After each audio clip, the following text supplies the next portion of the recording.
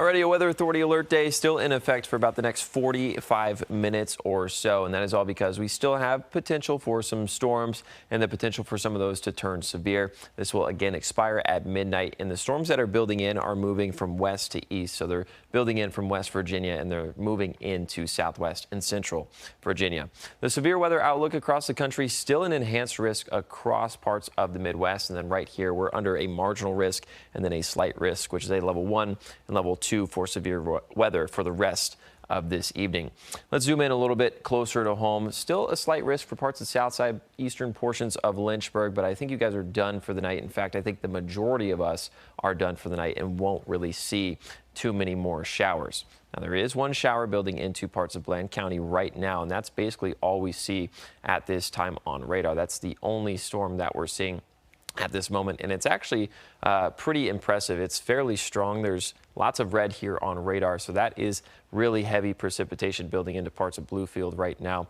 And this storm will track from west to east, and it will continue to do so throughout the rest of this evening, and it will likely die out from time to time and then wither away once we get a little bit deeper into the night.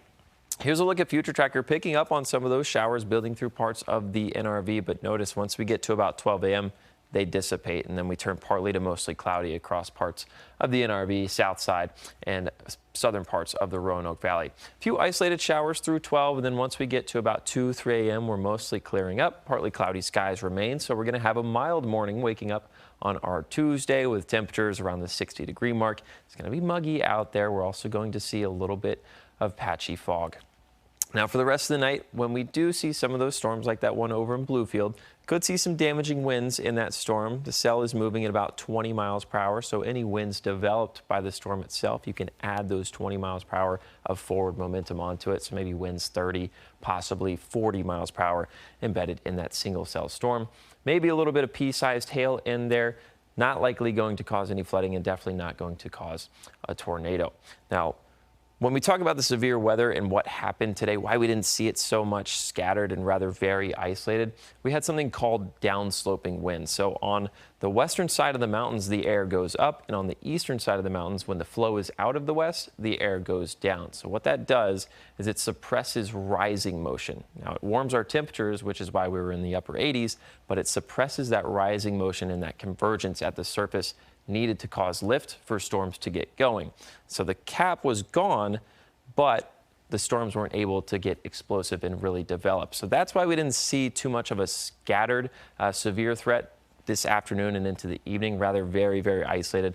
We only had about 2 to 3 severe thunderstorm warnings, and that was between the hours of 7 and 10 p.m.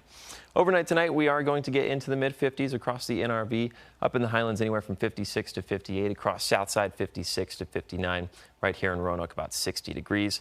Then tomorrow, we're not going to be nearly as warm. Some of us still getting into the 80s, but not pushing record-breaking temperatures like we were this afternoon. And in fact, a lot of us in the mid to upper 70s across the board. Wednesday, much of the same, maybe turning the heat up just a notch at about 1 degree plus what we see on Tuesday.